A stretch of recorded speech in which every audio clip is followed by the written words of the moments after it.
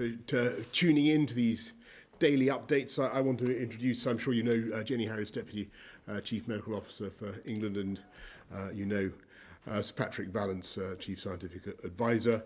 I want to tell you where we've got to in our national fight back against the coronavirus. Today, the Scientific Advisory Group for Emergencies met to discuss the latest evidence on the spread of the virus and the effects of the measures we have already taken to slow its spread. And Patrick is going to update us in a second about that. I want to repeat that everyone must follow the advice to protect themselves and their families, but also, more importantly, to protect the wider public. So stay at home for 7 days if you think you have the symptoms. Remember the two key symptoms: a high temperature, a continuous new cough. Whole household to stay at home for 14 days if one member of that household thinks she has the symptoms.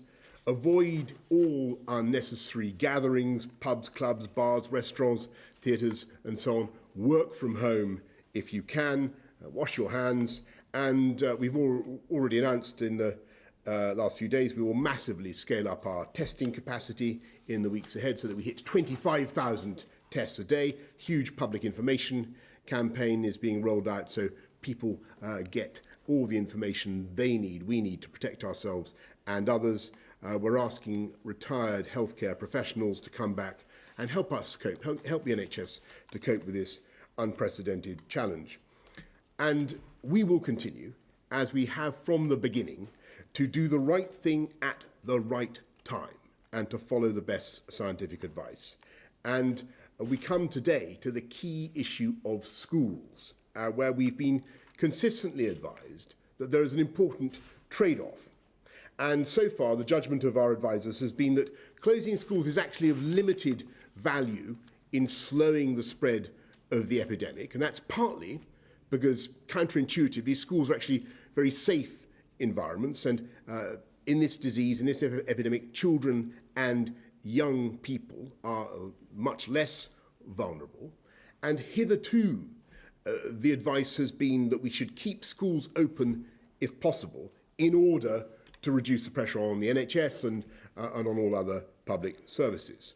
But I think you'll agree that I've always been very clear that this is a balanced judgment and one that we've kept under constant review.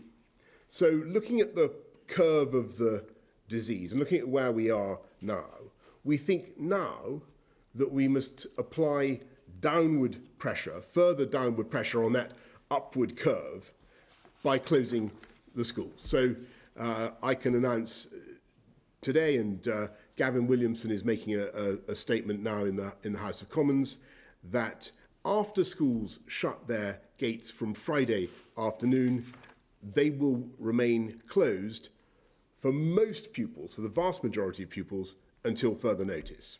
And I'll explain what I mean by the vast majority of pupils. The objective is to slow the spread of the virus, and as I say, we judge that this is the right moment to do that.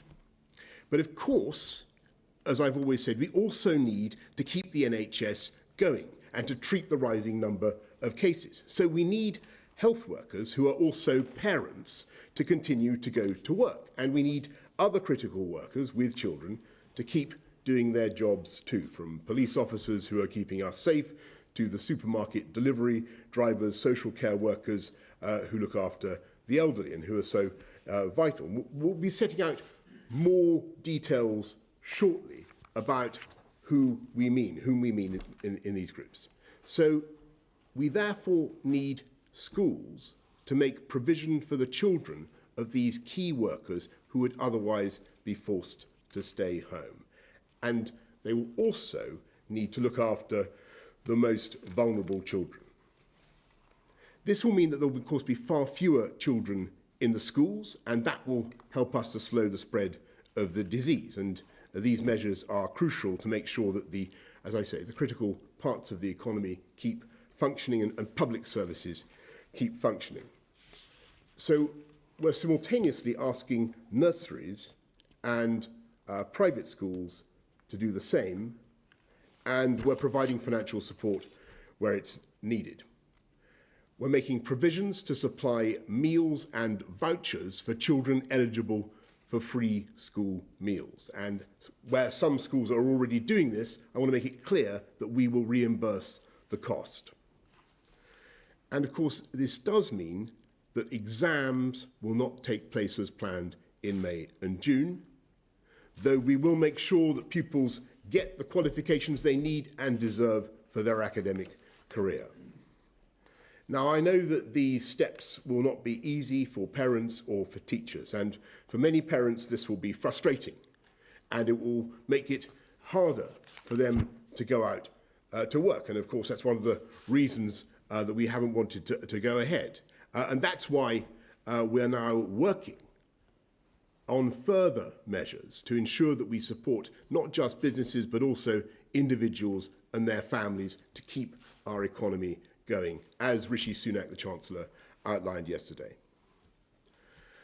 I also need to remind parents, as we've already advised, that children should not be left with older grandparents or older relatives who may be particularly vulnerable and fall into some of the vulnerable groups. And I know that's going to be difficult too.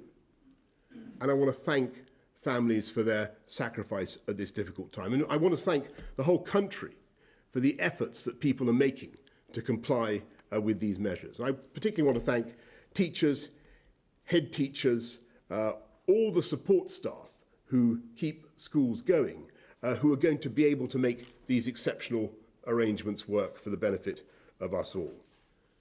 By looking after the children of key workers, they will be a critical part of our fight back against coronavirus. And as I've said, we will take the right steps at the right time, guided by the science. We believe that the steps we've already taken, together with those I'm announcing today, are already slowing the spread of the disease, but we will not hesitate to go further and faster in the days and weeks ahead. And we will do whatever it takes so that we beat it together. And I'm now going to pass, I think, to Patrick to give an update from SAGE's point of view. Thank you.